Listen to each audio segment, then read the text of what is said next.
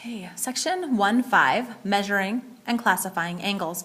Our objective for this lesson is to name, measure, and classify angles, identify congruent angles, and use the angle addition postulate to find angle measures and bisect angles. So a lot of things in this section here. But first we need to talk about what an angle is. An angle is the set of points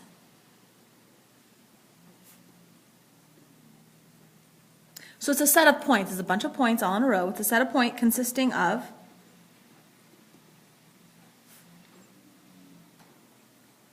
two different rays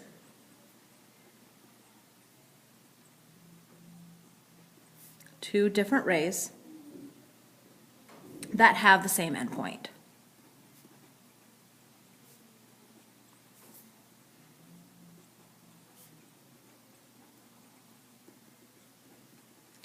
So it's two different rays that have the same endpoint. So I was to come over here with my straight edge and draw one ray, let's say with this endpoint going this direction, or now this endpoint going this direction. Here we have two different rays. There's the first ray, there's the second ray. Okay, and they have the same endpoint here. This common endpoint is what we call the vertex. So that endpoint is what we refer to as the vertex. So my vertex is that guy right over there. The sides, okay, of the ray, the sides of the angle are the rays. The rays make up the sides. So this is a side here. Right, there's a side and this is a side. So every angle has one vertex and two sides. Okay. And the interior of an angle, so if you don't have a highlighter, you'll need one. The interior of an angle, okay, is the region between the two. So the interior would be this stuff in here, inside that angle. So there's the interior of the angle. It's all the points between the sides.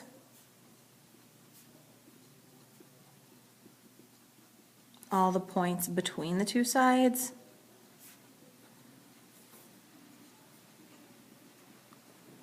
Okay. And then the exterior of an angle is again all the stuff on the outside. So the exterior would be all the stuff out here. That would be the exterior. Okay. How we name an angle. So if I'm talking about different angles in a picture, first of all, we can use the rays to name it. So let's say this ray, this top ray is ray AB. Put point B here. And this one is AC. There's two different ways to name it. Okay, technically three. So we'll go three, there's three ways to name it. First, I can name it using all 3 points. So I would call this angle BAC. So I would call it angle BAC. But again, notice the vertex here has to be in the middle. Oh, I forgot an E. The vertex has to be the point in the middle. So it's angle BAC. And we can shortcut that with we actually have an angle symbol. The angle symbol looks like that. Angle BAC. And to prevent us from getting that mixed up with a less than sign, if you remember our less than and greater than signs, that kind of looks a lot like an angle symbol. I always put an arc through my angle symbol. Your textbook will not do that because its angle symbol looks a little different than a less than because it's kind of flat on the bottom. But we call that angle BAC. Okay, that's one way of naming it, using the 3 points, again with the vertex in the middle. Okay. Another way is if there's only one angle with a vertex A. Like in this case, this is the only angle we have with vertex A. I can just call it angle A. So I could also just call it, let's come over here, I could also just call it angle A, uppercase letter. Just name it using its vertex. But again, this is a bit of a caution here.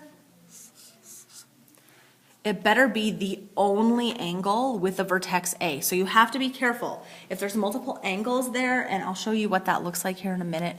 If there's multiple angles there, then I can't just use angle A. But again, we can use a symbol. We can go angle A.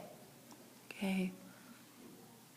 Or sometimes there's a little arc in the middle of an angle and they use a lowercase, they use a number. Like there could be a little arc in there and they put a 1. So if that's the case, and normally this little arc in your book is typed in red, we can't write in red, so always make sure those numbers are really small.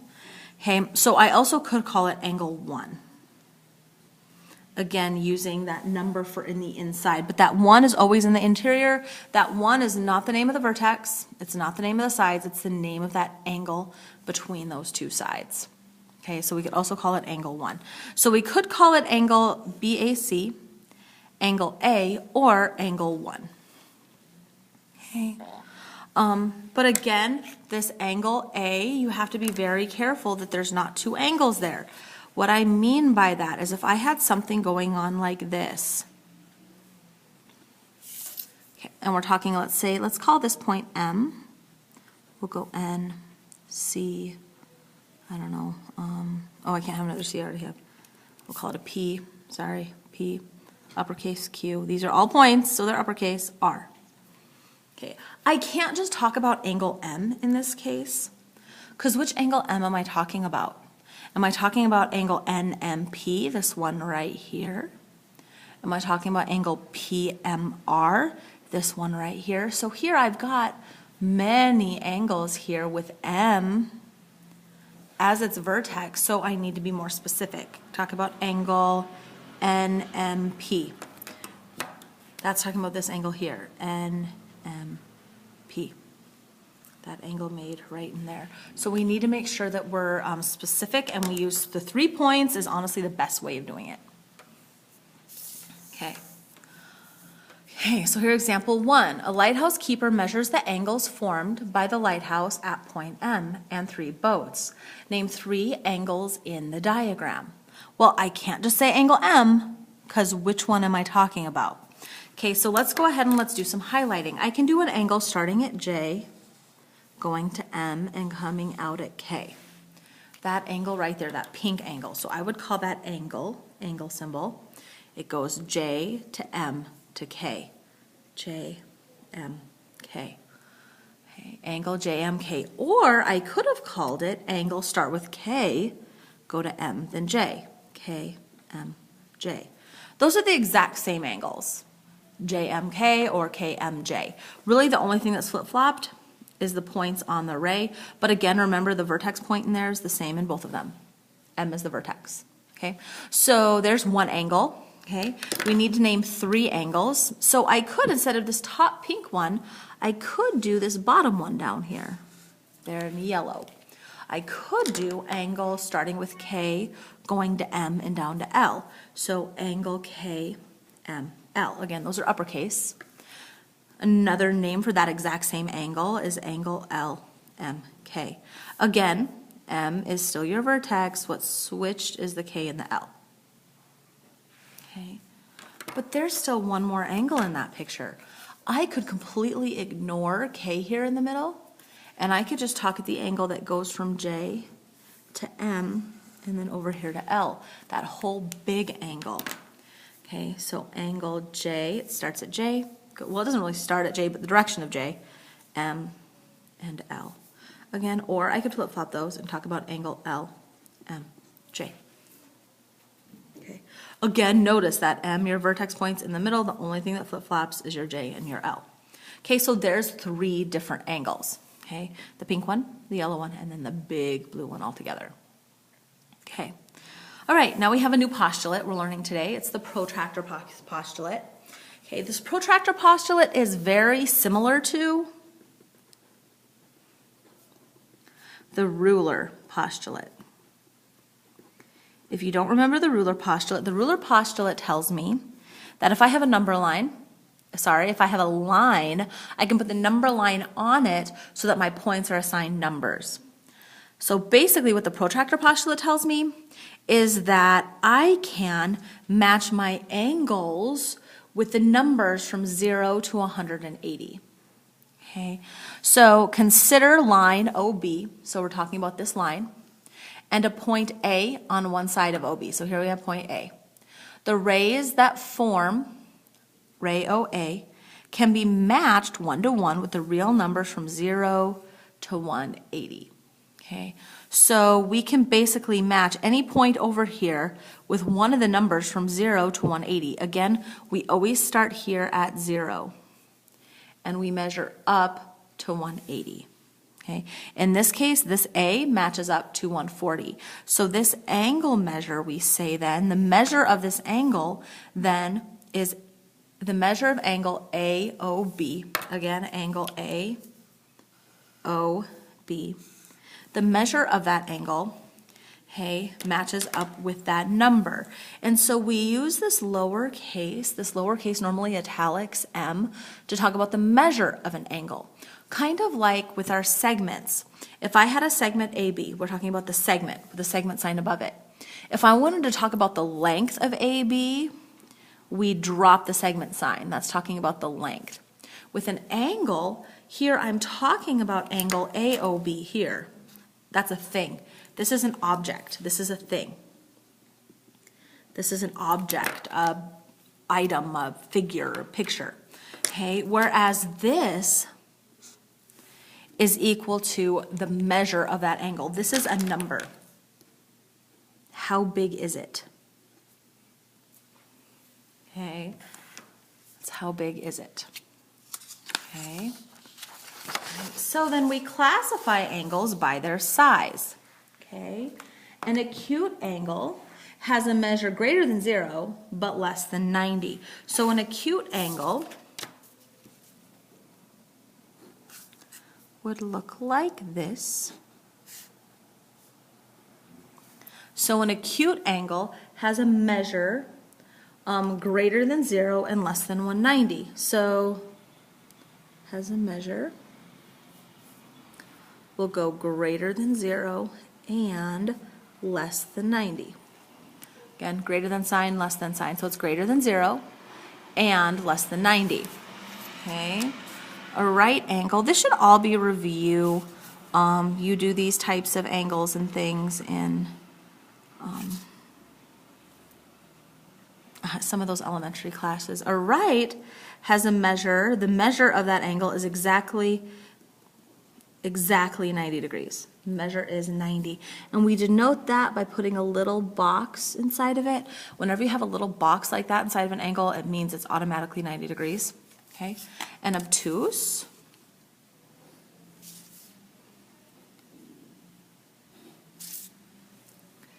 okay, would look something like that. It has a measure that's less than 90 and, less than 180. We'll go greater than 90 and less than 180.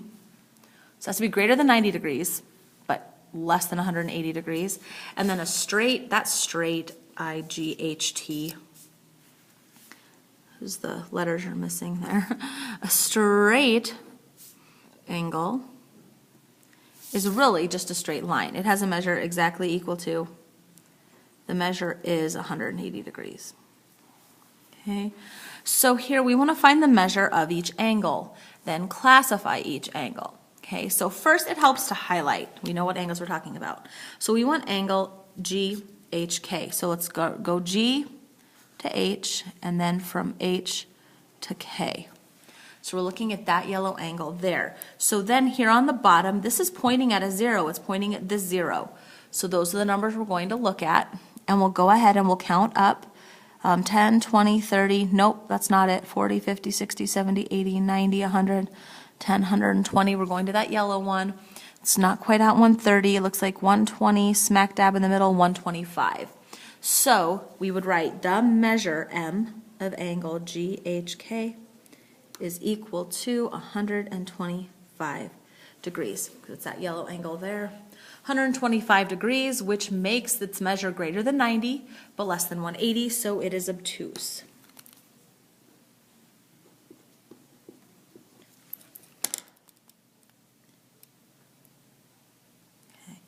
All right, next one. Measure. So we want to find the measure of angle JHL. So we'll go J to H to L.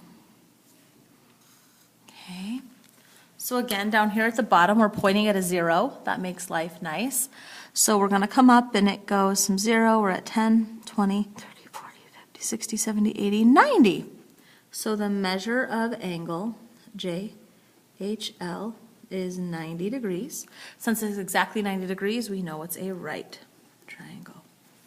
Okay, last one, LHK, L to H to K. Ooh, that's that little wedge there. Since neither of them are at 0, it doesn't matter what numbers we look at. We're just looking at the difference between them. So here, I'm going to use the outside numbers. This one's pointing at 90 on both the outside and the inside. This one is pointing at 125 if we look at the outside numbers. So to find the measure of this angle, I need the difference of those two. So from 90 to 125, what's the difference? So I'm going to take the 125, subtract the 90. 125 subtract 100 is 25, but I'm not subtracting 100, I'm subtracting 90, so that'd be 35. So 35. So the measure of angle LHK is 35 degrees. Since that's less than 90 but greater than 100, it's acute. Okay.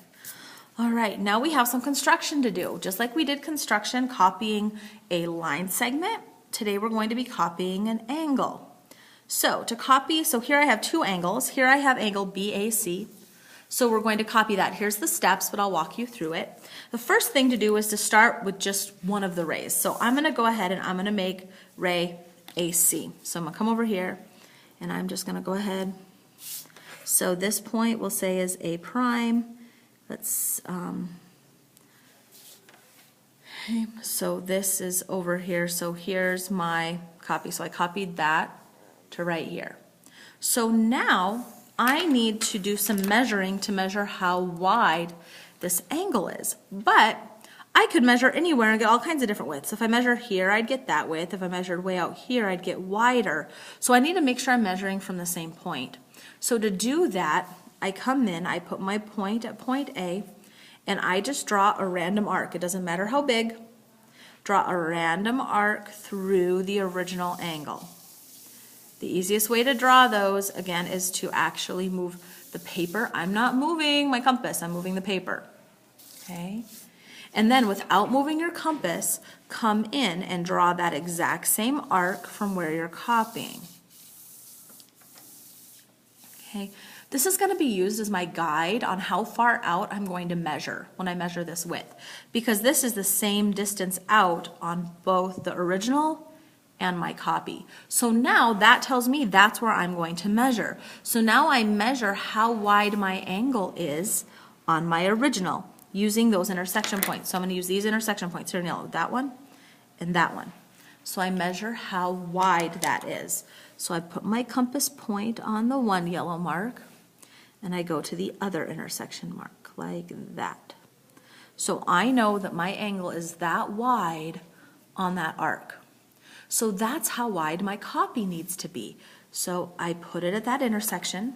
Again, this intersection right there in yellow. So I put it at that intersection, so I measure how wide this is. Okay, it's that wide. I come here at this intersection, right there, and then I draw an arc up here. So that tells me that's how wide my angle needs to be. So now I use this point to go ahead and draw in my angle. Again, no measuring involved at all. I didn't measure at all, but these two angles are what we call congruent angles. Congruent angles have the same measure.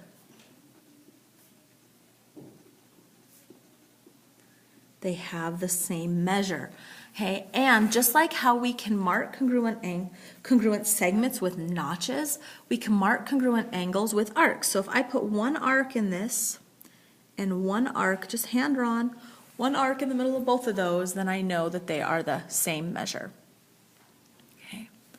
All right, for time, I'm not gonna do another one, but we could do another one. I have another angle here. So if you'd like to practice that new skill, go ahead and copy that angle right here below. Maybe that you can pause the video and copy that angle and have somebody double check it to make sure they look the same. Okay. All right, so here in example 3, we want to identify the congruent angles in the roof frame.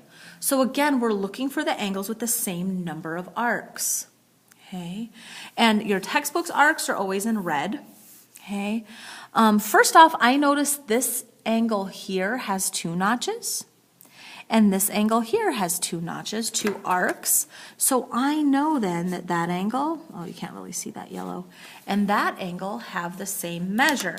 So this angle is made from vertex D, but it goes E to D to F. So I would say angle EDF.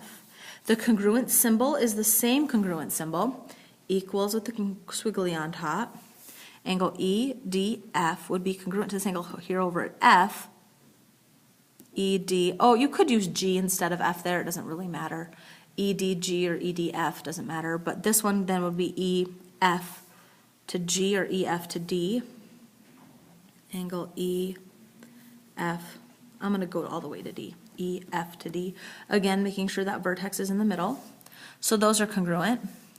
But I also have, these have 1 arc. And do you notice how they make sure these arcs don't match up?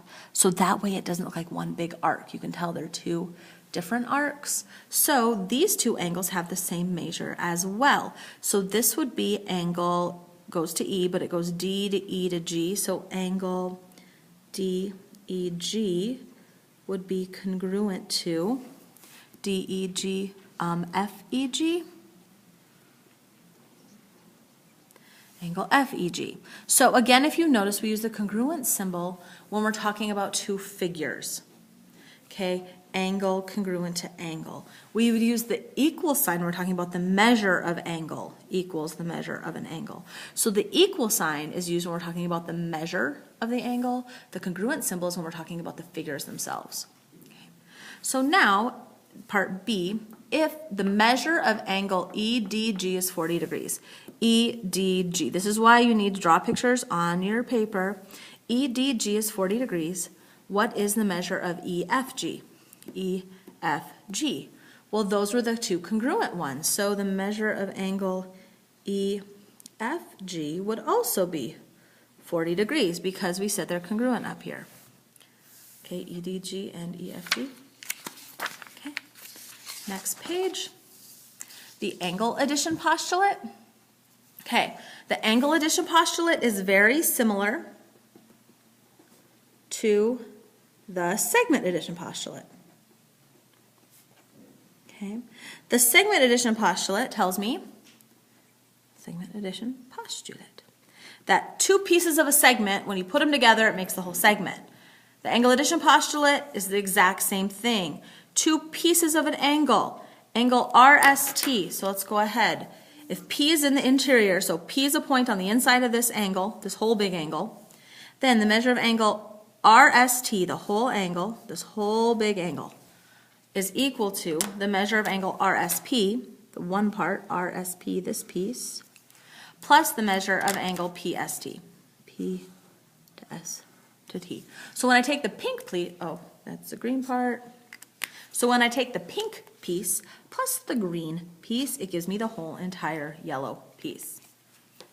Okay. So again, highlighting, highlighters, very useful on your homework. Okay, multiple colors. Draw the pictures on your paper and highlight them. Okay, so given that the measure of angle LKN, L to K, oh, that's the whole angle, is 145 degrees. Find the measure of LK. We're looking for the measure of angle LKM. So it goes L to K to M, the pink one, and M to K to N. M to K to N. There, the green one. But I know, according to my angle addition postulate, when I take the pink plus the green, it gives me the whole thing. So here, the pink plus the green gives me the whole thing. So let's write that down in symbols. The measure of angle, the pink one, that's LKM, plus, now the green one, the measure of angle MKN, equals the measure of the whole angle, LKN. I'm out of room, LKN. Okay, so now let's replace what we know. The measure of angle LKM is, they give us that as 2x plus 10, plus the measure of angle MKN is 4x minus 3. They give us that right there. But I know that has to equal the measure of angle LKN, which they told us is 145. So now I have an equation I can use to solve for x. Once I know x, I can figure out both of these pieces. So let's solve it. Let's see, 2x plus 4x, that's 6x. 10, negative 3 plus 7. Okay, let's subtract the 7 from both sides. 6, 7, 1, 4, no, 130. 138. And then we need to divide both sides by the 6. 23. So we know x is equal to 23, but we wanted to find the measure of LKM, that pink angle LKM. Well, if x is 23, 2 times 23 plus 10. So the measure of angle LKM is 2 times 23 plus 10. 2 times 23 plus 10, do that all on my calculator, 56 degrees. Measure of angle LKM is 56 degrees, and the measure of angle MKN would be 4 times 23 minus 3. 89. And if I add those, the 56 plus the 89, we get the 145, where we should have 56 degrees. Okay. Our last bit of vocabulary for today is an angle bisector. Okay. An angle bisector is a ray that divides an angle into two congruent, I'm going to use the symbol, angles. Very similar to a segment bisector. It's a figure that cuts through the midpoint. Oh, sorry, you might be able to see that. It's very similar to the segment bisector. It's a ray that divides an angle into two congruent angles. So if I cut a ray down the middle and it cuts it into two congruent angles, then it's an angle bisector. Okay, so last bit of notes. We're going to construct an angle bisector. So I'm going to bisect this angle. So this construction is super easy. I love this construction. Okay, you start with just your compass. You put it on your vertex and you just draw a random arc through your angle. Doesn't matter if it goes through a point, not a point, just draw a random arc through your angle. Okay. Okay. And then now go to the intersection points. Here, see that one there, that one there. So you go to those intersection points, right on that intersection point with your compass. And now it doesn't matter if you move your compass or not. It doesn't matter. As long as you're far enough out, so you don't want to go super small like this. Super small, because then they won't intersect. So you want to kind of stretch it out a little bit out here, out into the nothing out here, and you want to draw an arc. Just a big old random arc out there. Now without moving your compass, now it's careful you don't move it. You want to go to the other pink point and do the exact same thing. Draw another big random arc. The two arcs should intersect. So you now have that nice intersection point here, green point, intersection point right there, the intersection point. That's where your angle bisector is going to run. So now if you just connect your vertex to your green point, that is now your angle bisector. So now I have divided this angle into two congruent angles. So to mark it, I'm going to put arcs in. We'll put one arc there, one arc there. Again, remember, make sure your arcs don't meet up so you can show. So these two are now exactly equal angles. I just cut this angle in half. Okay, there's one more over here for you to do if you want to practice. Okay, now flip this over. Now go ahead, when you get done with the video, I want you to scroll down to the bottom of my web page, the bottom of this web page, and write down your practice problems on here so you have them. Okay, and do your practice problems, ask each other and me for help. Good luck.